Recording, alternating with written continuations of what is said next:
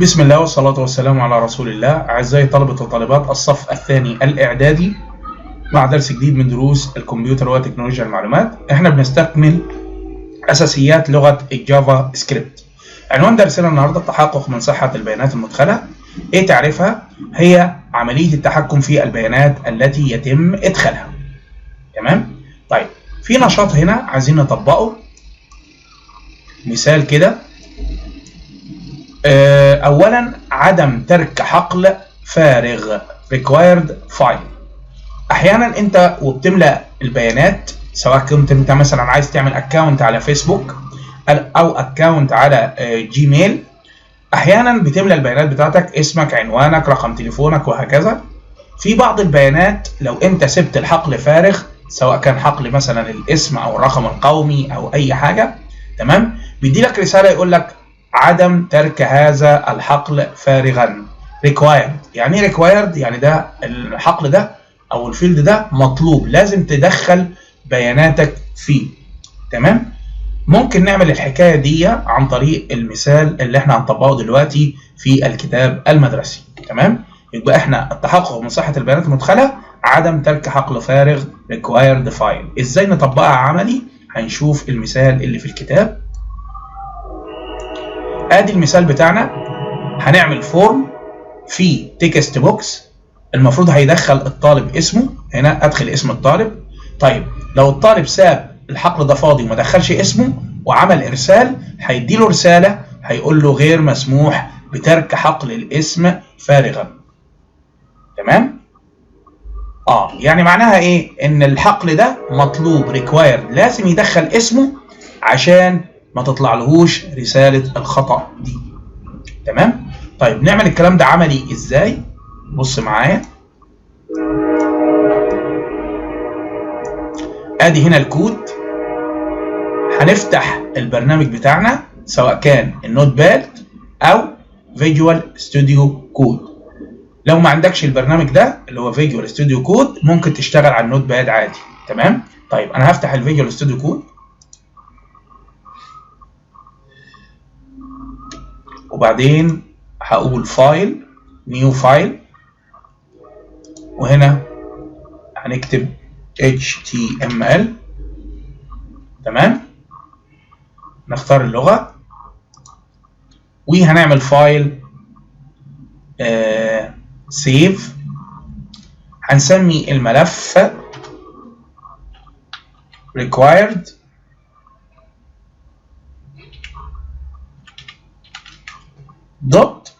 .html، وهنحطه على الديسكتوب ونقول سيف. جميل جدا. طيب، نشوف كده في الكتاب. هنصغر شويه. الكتاب كاتب ايه؟ هنا فتح فورم. تمام؟ الفورم ده النيم بتاعه فورم 1، اسمه فورم 1. اكشن بيساوي data.php. معناها لما بتضغط على زرار السبميت بينقلك لصفحه الداتا.php. طيب، هنكتب الاكواد بتاعتنا. الاول انا بعمل كود HTML بهذا الشكل، بفتح تاج ال HTML وادي الغلق بتاعه. صفحة ال HTML بتتكون من منطقة الهيد ومنطقة البادي. كل صفحة لها هيد ولها بادي. تمام؟ في الهيد هنكتب التايتل بتاعنا. تمام؟ هنا منطقة التايتل، ممكن احط تايتل او لا، عنوان او لا. تمام؟ بعد كده في منطقة البادي هنعمل فورم. حلو؟ ادي فورم، واقفل الفورم بهذا الشكل. تمام؟ هو ايه اللي ايه؟ نيم بيساوي فورم 1. يبقى انا هنا هقول اسم الفورم نيم هيساوي فورم 1. تمام؟ وايه تاني؟ الاكشن هيساوي data.php.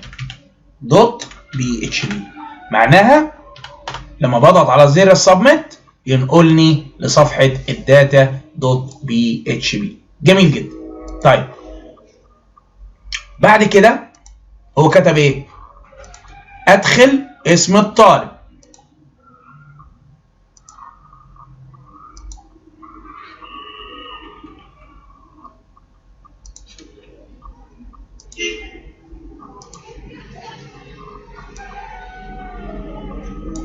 كاتب هنا كلمة ادخل. طيب قبل ما نكتب الجملة دي، هو عمل input type بيساوي تكست وسماها تكست 1. حلو؟ يبقى هيرسم مربع ادخال input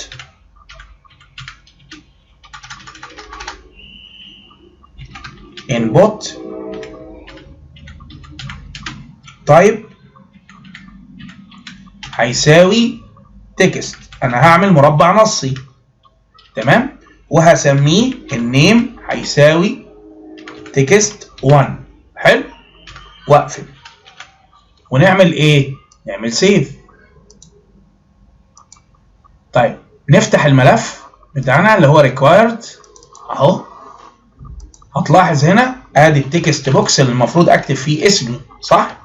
طيب المفروض هنا افهم اليوزر ان انت المفروض تدخل هنا اسمك، يبقى ادخل اسم الطالب. حلو خالص. هنيجي هنا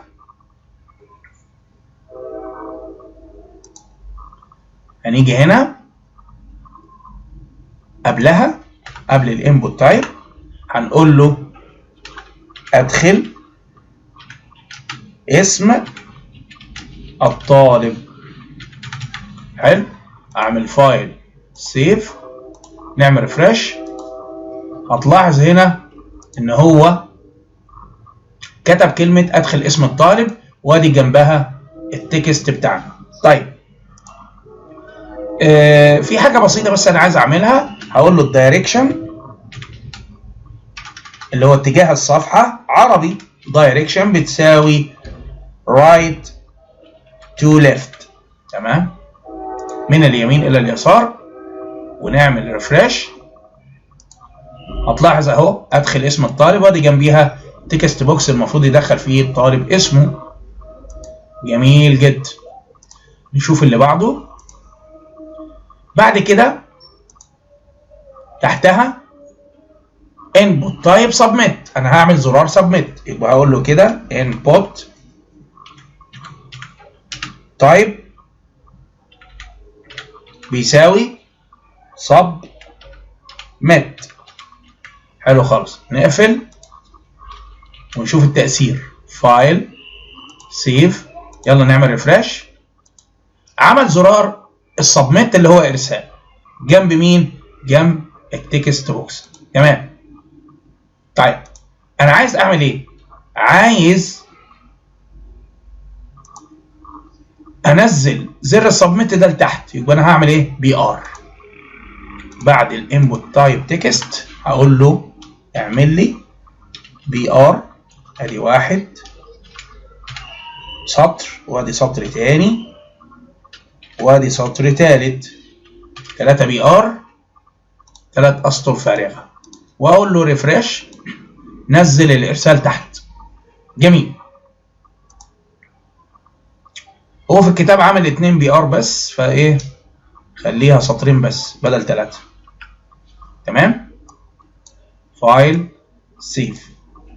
طيب عملنا السبميت. طيب هو كاتب جوه هنا، كاتب كلمه ارسال. لا مش عايزين ارسال، احنا عايزين يكتب جواها فاليو بتساوي ارسال اهي. فاليو القيمه هتساوي ارسال، يعني اللي هيتكتب جوه السبميت كلمه ارسال. وبعد كده بقول له اون كليك هيعمل ايه؟ هينفذ الفانكشن 1. شايفينها؟ return function 1. هينفذ فانكشن 1 او F1. فينها يا عم؟ اهي ادي فانكشن F1. هينفذ الفانكشن دي بمجرد الضغط كليك على مين؟ على زر السبميت. تمام؟ طيب هنقول ايه هنا؟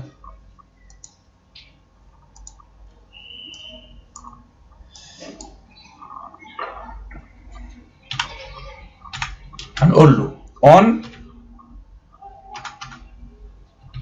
on click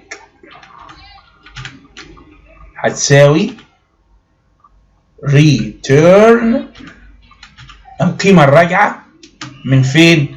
من الفانكشن 1. تمام.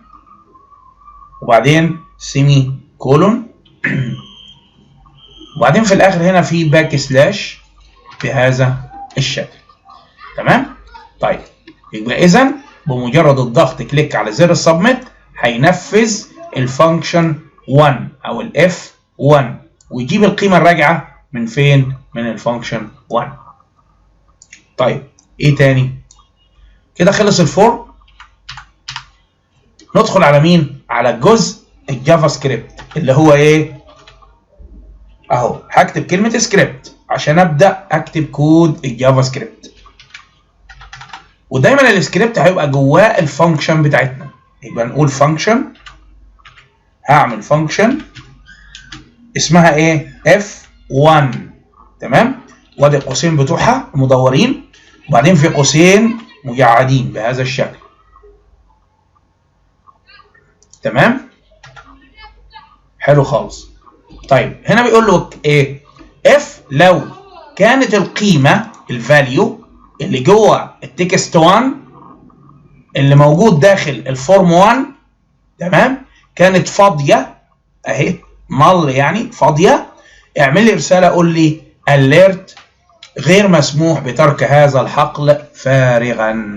تمام. تاني هنقول اف ونفتح القوسين بتوع الاف شرط وهنا جواب الشرط بتاع الاف. تمام. لو ايه بقى؟ لو فورم 1 انا مسمي الفورم بتاعي ايه؟ فورم 1 دوت الفورم 1 اللي جواه التكست 1. جواه مين؟ التكست 1. تمام. دوت فاليو. ايه ترجمه الكلام ده؟ لو كانت القيمه الموجوده جوه التكست 1 اللي موجود جوه الفورم 1 بتساوي ايه؟ نل. بتساوي ايه؟ نل يعني ايه؟ قوسين فاضيين كده. تمام. لو القيمه اللي جوه التكست 1 اللي موجود في الفورم 1 بتساوي نل يعني فارغه، القيمه كانت فاضيه بهذا الشكل، يعمل ايه؟ يديني رساله خطا alert واقول له في الاليرت بالعربي كده غير مسموح بترك حقل الاسم فارغ. تمام. طيب ادي هنا ادي الرساله وفي الاخر سيمي كولون فاصله منقوطه. تمام. طيب نشوف كده الكود. بعدين هيقول لك ايه؟ return false يعني رجع لي القيمه false. return مسافه false بعدين سيمي كولون. خلاص كده؟ جميل جدا. في حاجه ثانيه في السكريبت؟ لا. تمام. خلص السكريبت او الكود بتاعنا. بس في اشكاليه بسيطه ان احنا لازم يبقى عندنا صفحه اسمها data.php. يبقى فايل سيف، انا هعمل فايل نيو فايل واختار هنا اللغه HTML واعمل صفحه فايل سيف از هسميها data.php.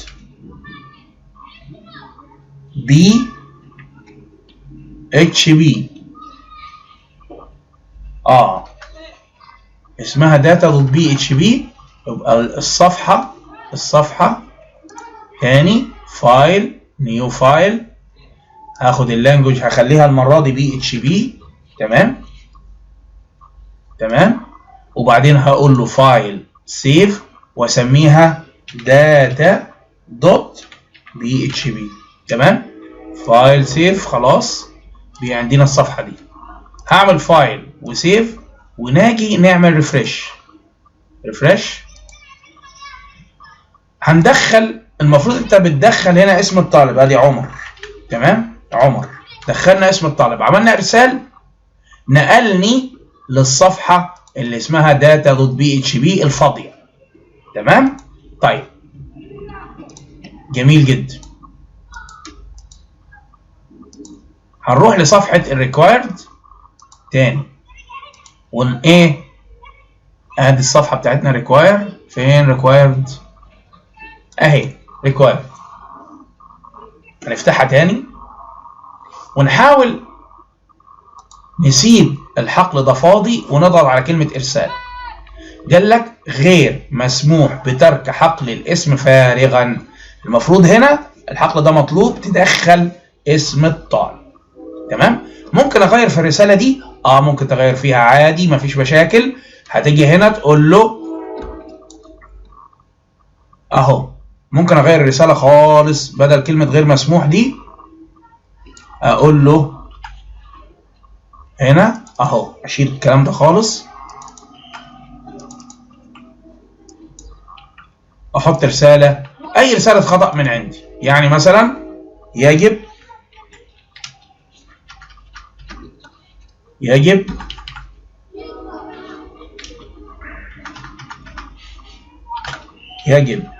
عليك ادخال الاسم مثلا. احط رساله من عندي، اي رساله خطأ اهو، واقول له ريفرش. لو انت سبته فاضي ارسال يجب عليك ادخال الاسم. خلاص كده عرفنا ازاي نعمل حقل required مطلوب بايه؟ بالكود الموجود في الكتاب المدرسي. ببساطه جدا هنرجع تاني لنفس الكلام اهو زي ما مكتوب في الكتاب عشان نطبق مثال الكتاب بالحرف اهو. نشيل الرساله دي ونحط رساله الكتاب غير مسموح بترك حقل الاسم فارغ، عشان نطبق مثال الكتاب بالحرف اهو. فايل سيف، ارجع للصفحه بتاعتي، اعمل ريفرش. هنا مش هكتب اي حاجه واعمل الارسال، قال لي غير مسموح بترك حقل الاسم فارغا. يبقى انت المفروض الحقل ده مطلوب ريكوايرد، لازم تدخل بيانات فيه، ما تسيبهوش فاضي. ده كان درس النهارده، وصلى اللهم على سيدنا محمد وعلى اله وصحبه وسلم.